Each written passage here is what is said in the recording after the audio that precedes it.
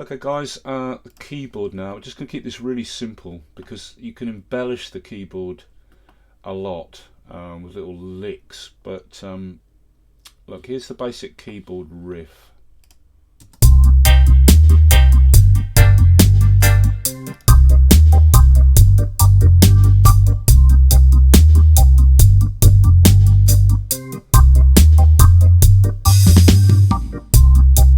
Now the setting that I've got for this is the vintage B3 organ soul organ, right? And you can use anything, but that's the settings I've got. Okay, you can freeze that and look at that. Basically, there's some tutorials out there that talk about bubble, and it's just left hand, right hand, bo-dabble, bo-dabble, bo-dabble, bo-dabble, like that. When I'm doing a kind of bubble keyboard lick riff chord sequence like that, I spent a little bit of time around a guy who did a few sessions. He got the session. He played with Ecomouse when Ecomouse came over on tour. This is going back years, but when them guys played a keyboard, it's not just left hand, right hand, bo-dabble, bo-dabble, yeah, bo-dabble, bo-dabble, bo-dabble, bo-dabble. Sometimes they'll hold down root notes in the lick at the bottom, and I like to put those in at places, right? Like on the first, like boom, yeah, just there, and then here.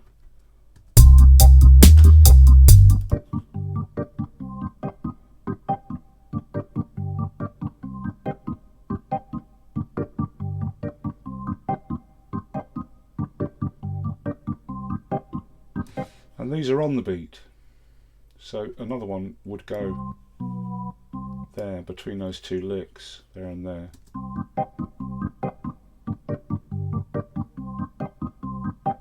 Okay, but let's look at just the basic lick. Let me move this out of the way. The simplest way to do it is just get your guitar chords, which is just, you've already got the basic chords. Yeah. Let's just listen to the guitar now. Just the basic guitar chords. So you know the chords are right, and then you just drag a copy down onto the keyboard track. Okay, now we've got the basic chord on the keyboard track in the same chap position. Like that. Okay, so then go to the first chord here. These are 16th grid lines, the default. Right. And this is starting on C3, so Alt, drag a copy off an octave below to C2, and then bring it back a 16th in front, like that. Right, and then Alt, drag a copy off a 16th behind the chap. The chaps working in regular time are on the eighths between each chord to beat. You know that from all the guitar chaps we put in, right? So we're putting this little 16th left hand before and after the main chap on the 16th before and the 16th after, like that. Then the same for this one. Alt, drag it down an octave, drag it down an octave, move it back a 16th, and then drag a copy a 16th afterwards. Then same for these. They're both the same chords, so I'll do them together. Alt, drag a copy down an octave from, in this case, G, the bottom note, G, G2 down to G1. Yeah, then I'll move both those back a 16th before the chap. This one's a 16th before, this one's a 16th before. Then Alt, drag a copy off after, a 16th after, and then you get the left, right, yeah, like that. Left, right, yeah. Like that.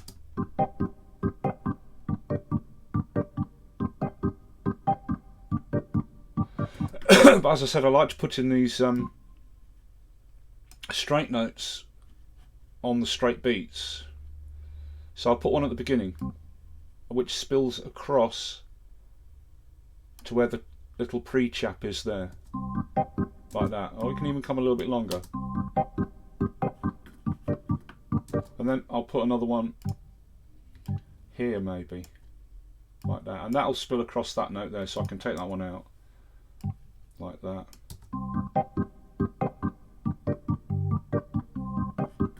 And as I say, you can put more in. I'll bring this one back a bit. So you can put more in. I could put one there on that quarter beat. So these are going exactly on the beat. Quarter beat. This one's on a quarter beat there. I'll put another one there on the quarter beat. Right, but just take that note out. So the keyboard player will sometimes do these held down with the left hand. He'll hold a note down.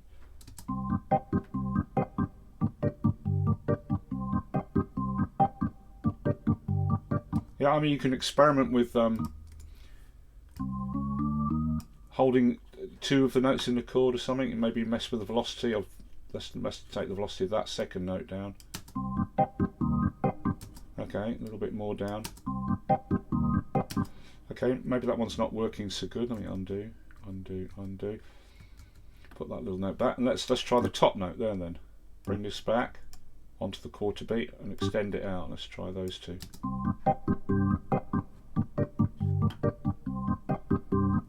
Like that. Put it back in the mix.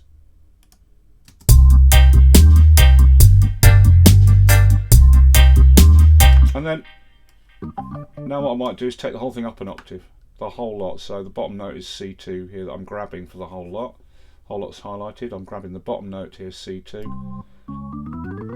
Let's bring it up an octave, the whole thing.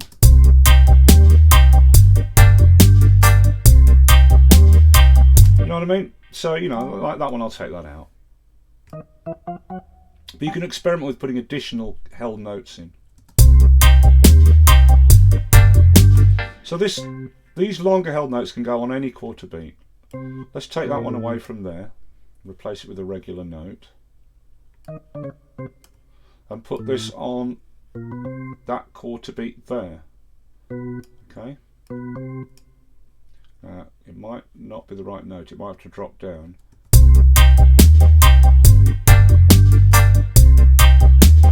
Let's hear that. So this is sort of doo and dropping down, doo doo, drop down, or I could try it on that note there. So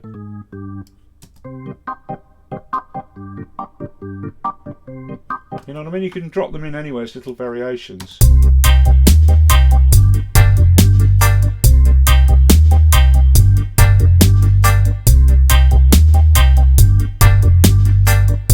Yeah. Oops. So it's not just about the bubble left, right, like that, and everything's a very short, stabby little thing. Sometimes there are these longer notes put in. You put them in different positions with the feel of whatever's happening with the music. You know, I've got one here on the first beat and here on the drop beat on the 4. So on the 1 and the 4.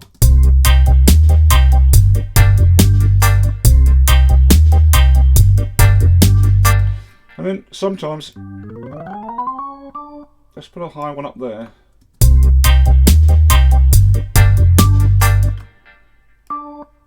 Which will spill across to that note, let's say.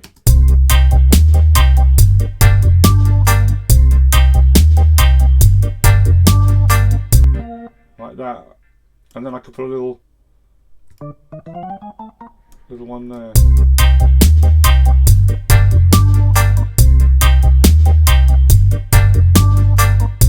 You know what I mean? So it's just there. Sometimes the keyboard player will hold on to higher notes to do little licks over the chapping.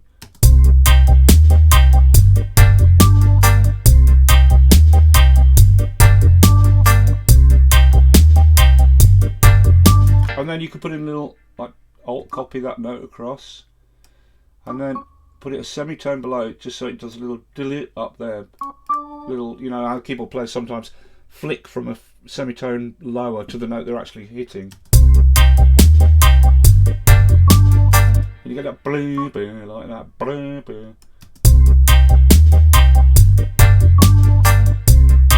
Yeah, and bring this back with as much, bring it behind as much as you want. You know what I mean? But usually it's pretty tight.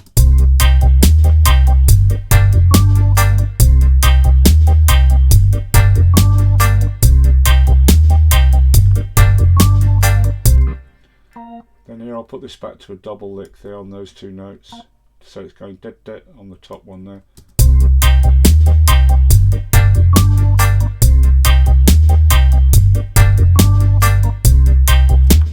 Yeah, all that could be held across, and I could put a double there like that.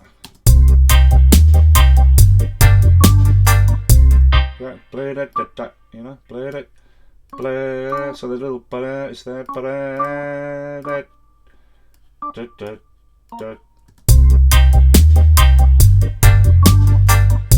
Yeah, that's soloed.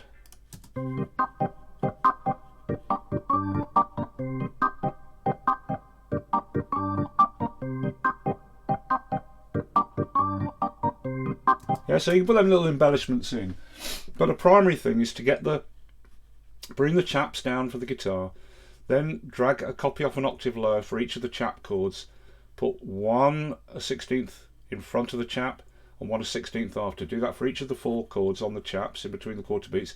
Then you can put in your extended notes on any quarter beats, and they're usually root notes for the bottom left hand chord, where the keyboard player's holding that pinky finger down or ring finger down, just holding it down, not letting it off so quick, not dapple, but he's going boo dapple, like that, yeah. And then you can try adding little embellishments at the top end.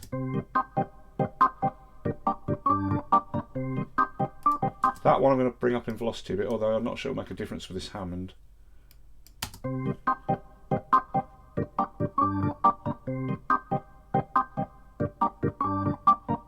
No, it doesn't really, but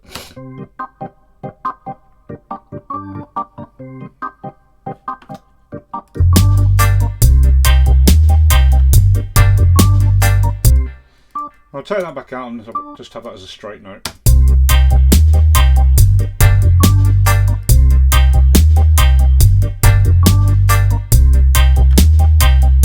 Yeah, so you can add them, but I won't put those in all the time. I'll put them in like every 4 bars as a little lick at the end or something. So I'll take that out, like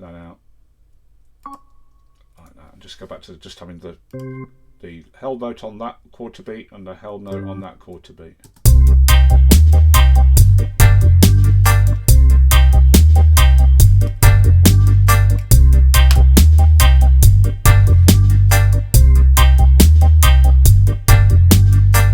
Okay, so there you go, that's your kind of keyboard. Keep it basic, get it down in the mix, balance it out. A little bit of echo, tiny little bit of 8th dotted echo on it, helps to bubble it along.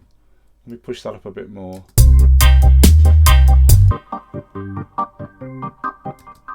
Like that, yeah, just a little bit, not too much. Don't put too much feedback on the echo. I'm using this tube delay with the soft tube bundle I just reviewed. So what I do is I bring the feedback back a bit, roll the treble off a little bit, got a bit of drive on it, like that. So there's a little bit of delay subtly behind it, just bubbles it along.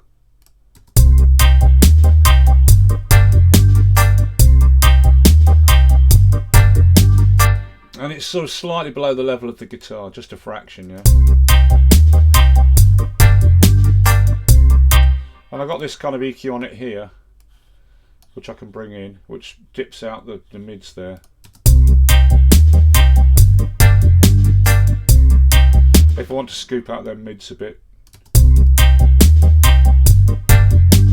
and beef up the bottom end here a bit.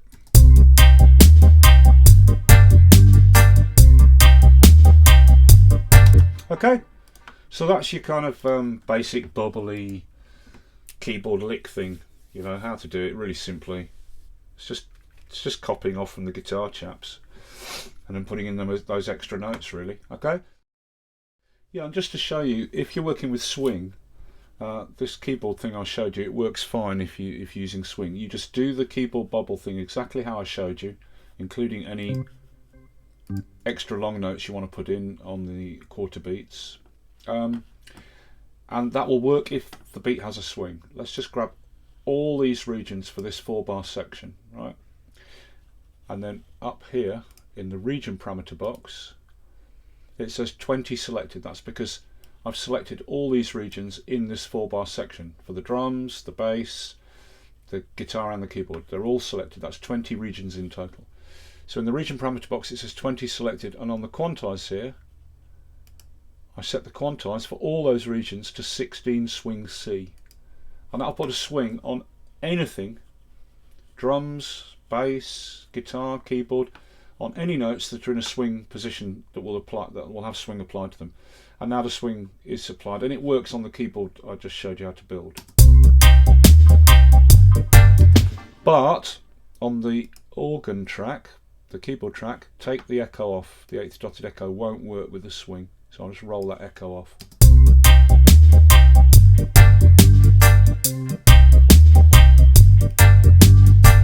And I'll roll the echo off the guitar as well, a little subtle bit of echo on that guitar doing the chaps. Okay, so the keyboard I just showed you how to build, it still works with the swing on. And if you look what's happened when you've applied the swing to it, the chap main chords, the ones we copied from the guitar track, there, there, there and there, in between each quarter beat, they don't get a swing.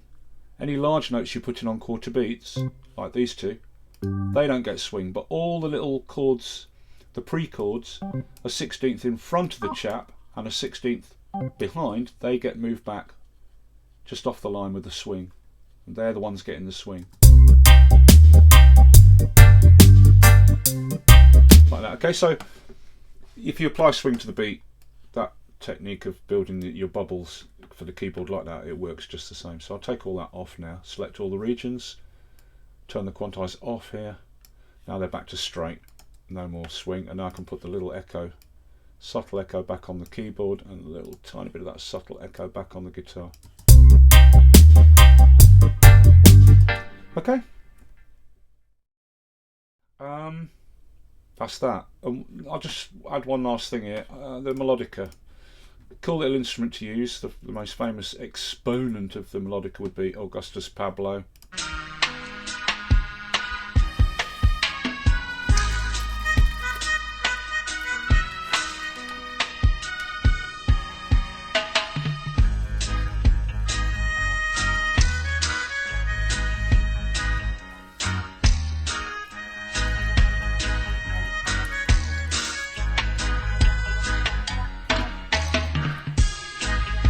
Yeah, well, I got a Melodica sample set off the internet, and I've made it into an EXS instrument. I've put it up for download, so you can just download it, and it's a Logic project in a folder. So you just unzip it.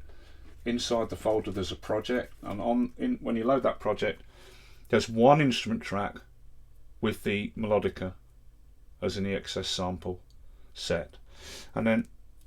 So you'll load up your project and it'll have this one track like this called Melodica at the top, and then nothing else, right? No MIDI pattern, nothing, right? So then you just select that track, bottom of your library, click save, and save it into your own library, and then you can load it anytime. It's just an EXS Melodica set. Yeah.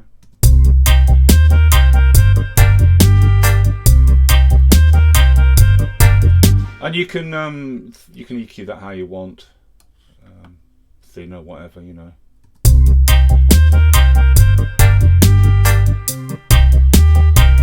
But it's a great little instrument to have in dub, and the link for it is in the description below. Okay, alright, that's that one then. I'll see you for the next video soon.